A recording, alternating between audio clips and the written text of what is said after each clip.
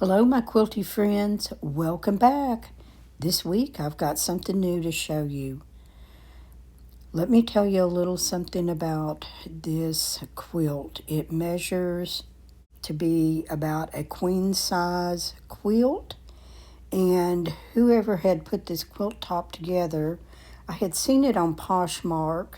I put a little heart, a like on it, and someone made me an offer to buy this quilt top for about $40.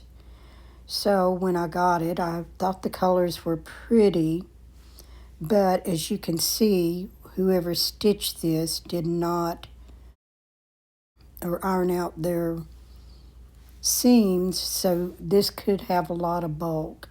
So I definitely will not be sewing in on the bulk, but it looks like they maybe have put these squares together and then maybe cut out the bigger blocks, and when they sewed it, it just has a little bit of a bulk in it. So what I'm doing here is I thought I would starch it out, and by starching it would give a little more stability to this quilt, and I'm going to hand quilt it out. And this may be one of those quilts that goes to my daughter Allie, who loves to sleep with just a quilt. She will sleep with that for years. She took one off to college with her and it got ragged out, and she said, "Mom, I need another one." So I gave her another one. So this is probably going to be one of those that'll go to her that she can switch out on her bed and just enjoy it until it rags out for her. But we'll see how it all comes out. But I am going to go ahead and put it on my frame. It's just too bulky to put on the machine, and by hand stitching it, I may be able to work a lot of that extra fabric out, and once it's washed and dried, it's probably going to be okay. So I will let you know how this comes out. Some of you are still asking me about my pinwheel and snowman quilt. I'm still working on that, and as soon as I get that quilt top together, I will let you know and I will share it with you. Now, this isn't the first quilt top that I have bought online. I have a couple of others that I call rescue quilts. And if you haven't seen that video, I'll link it in the description box. I have a couple of quilts, and they were selling them on eBay as cutter quilts.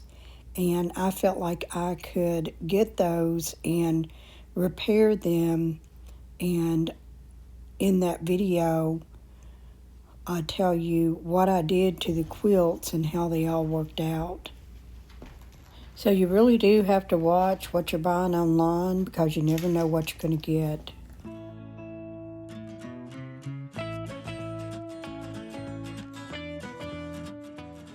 Okay, everyone, I'm still working on what I call the diamond in the rough.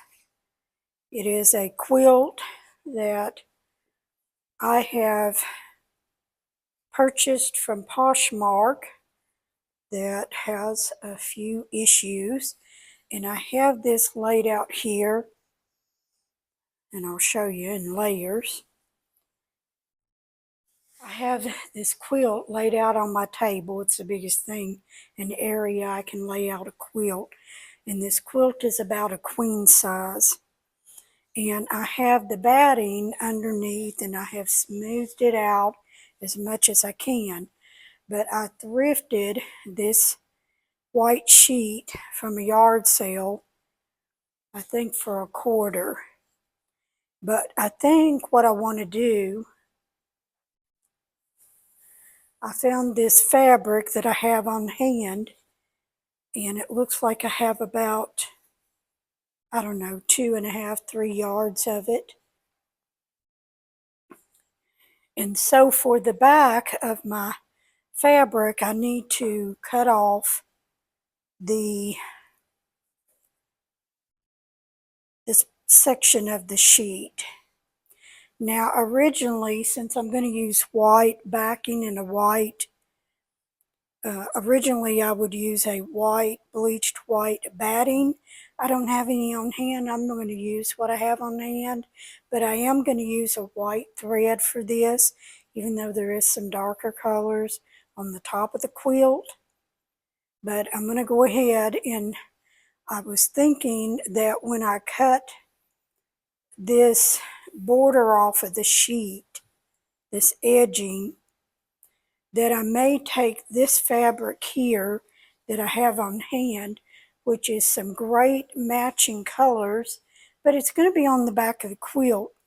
But I'm thinking about putting a border all the way around the back edge of the quilt so that when I stitch out this diamond pattern, and let me show you what that looks like. This right here, these little diamond shape pattern, or maybe I don't know, it's not a hexagon, what do you call it? Man, I can't even think of the name. But I thought that I would have this fabric on the end of the back so that when I stitched this out, there would be a pattern on this, because this is just a little short of having enough, not by much. You can see it over here at the bottom here.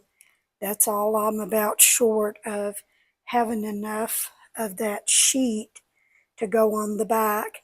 And since this quilt's going to my daughter that she likes to sleep with, it'll be cool for the summer with this cotton sheet. So that's all I need. I mean, I could just add a strip to it and let it go at that. It's the back of the quilt, but I think I want to do something with a little more design to it. She's probably going to use this quilt for a good 4 or 5 years before it would rag out on her. Yeah, I think that's what I'm going to do. So what I want to do is go ahead and trim all of this off, and then I'm going to cut this all the way around the border. So let me get my sharp cutting scissors and we'll be working on that. Yeah, I call this quilt the diamond in the rough. It's it was put together pretty rough. I thought about doing it on my machine, but I think the machine is going to cause this fabric to buckle up, whereas when I'm stretching it on my quilt frame, it's allowing me to tuck a few of those problem areas in through the thread. This is where if you have an area you could go to, like your church basement, that you can put several tables together, that would be wonderful. Okay guys, after sewing my outer border for my back on, I am going to press out my seams with just a little starch. Guys, now that is all pressed out, it is time to put the backing on it.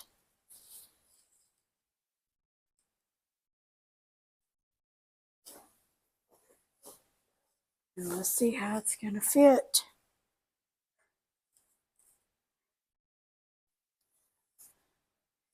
See how the backing looks? Nice.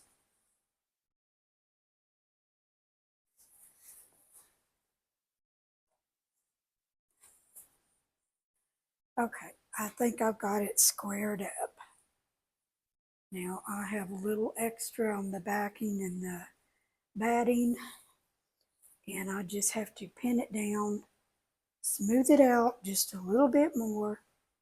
My quilt floor frame is called a Dritz, And I picked mine up, I think, at Joann's store years ago, but you can find them online now. In fact, if you look in my description box under my Amazon sewing favorites, you can find it there. But be sure and look and see who might have it on sale. So I'm putting my quilt on here, and my goal is to try to work on 2 blocks a day. Now, it can get overwhelming when you have a quilt this big, and it's sort of like, it's overwhelming. But my goal is to work 2 of the large blocks each day, and more if I can, if I feel up to it. That is what I'm going to start out with, and then it's not overwhelming. If your blocks are smaller, do 4 of them a day, but just have a goal set of doing so many blocks a day, and you'll eventually get your quilt done before you know it. And with this one, I sort of looked that it may take me maybe a month on my quilt frame to get this done, depending on how much I want to work on it. Now guys, my template is probably just not squared off. I just cut it out of a cardboard piece, and nothing is perfect on my quilts, but I love the homemade aspect of the quilt, and using the cardboard as a template, this is just very easy for me. I use a number 2 pencil. You can use the water soluble pencils if you want, but the heat from my hands usually make it disappear when I'm working. Maybe I should just draw one and sew it and then draw another. It may work for me in that way, but the number 2 pencil is just a great outline for me, and then when I put it through the laundry, it just washes right out. I decided on this pattern because if you look at the little moffets there on the material, it's sort of got that same leaf look, and I just didn't want one, so I decided to do 2, and I just love how this is turned out once it is sewn. I will also outline the whole block with a seam that goes all the way around the block, about a 1/4 inch away from each seam, and that just secures the block even a little bit more.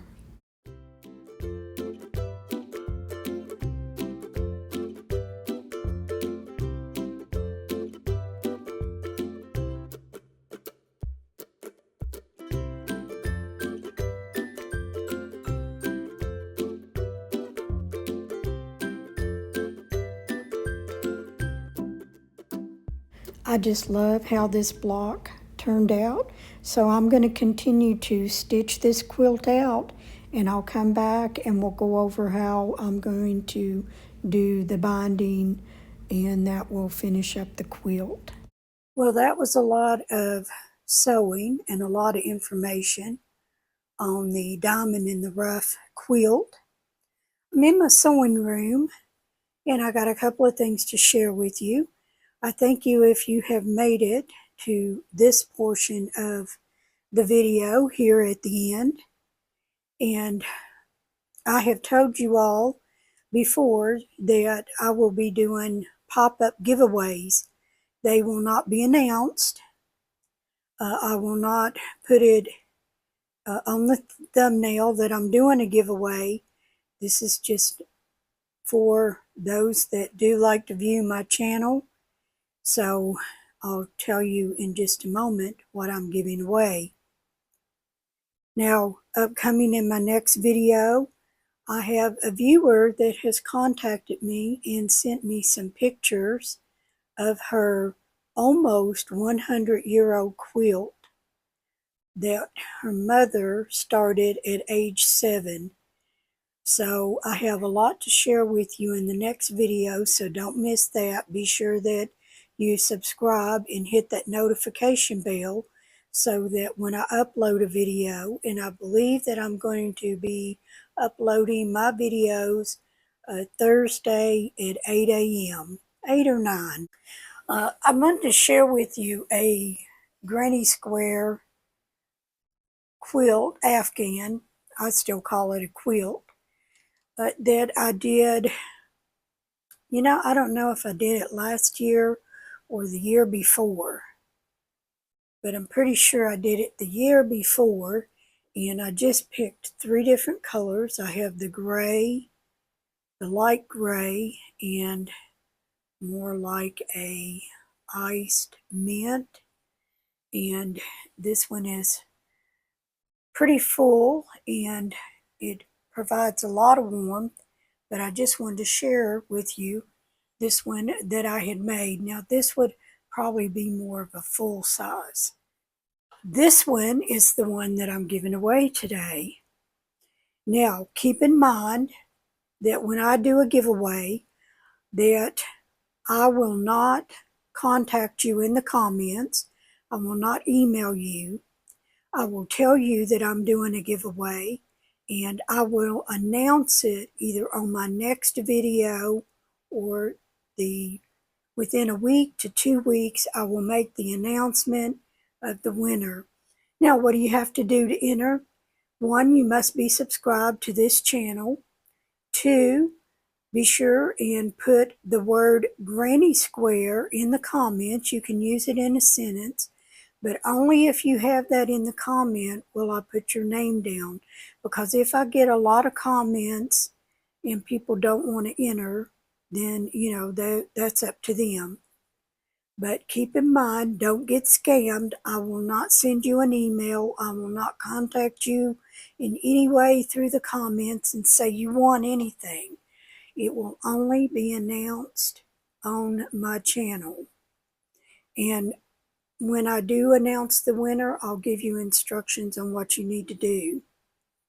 So again, I have lots of giveaways, but they will just be pop-ups, so be sure and watch the whole video. I may put it at the beginning, middle, or end, but it is mainly for my viewers and those that do like and enjoy these videos. So look for those pop-up giveaways at any time in my videos. With this one, let me tell you a little bit about it. When I went garage selling, I found all kinds of yarn. It's very clean. It's all, pet-free, smoke-free. When you get items from my home. But I put these darker colors and I took out all the pastels and used the darker colors, and then I picked out this beautiful, it's sort of like not a beige, just an off-white. It's called frosting that I used on the outline of it. It's a laptop, and I'm going to share with you here some ways that you can display it in your home. You can display it on the bottom of your bed, on the back of a chair. You can put it on the back of your sofa. But I hope you get it and you enjoy it. So this is maybe like a 50 by 60 lap quilt size. This is a giveaway. Good luck, guys. And be sure and tune in to next week's video where we're talking about Janice's 100-year-old quilt top. I can't wait to share that with you. So I'll see you in my next video, guys. You have a great day and have a great week. I'll see you in the next one. Bye.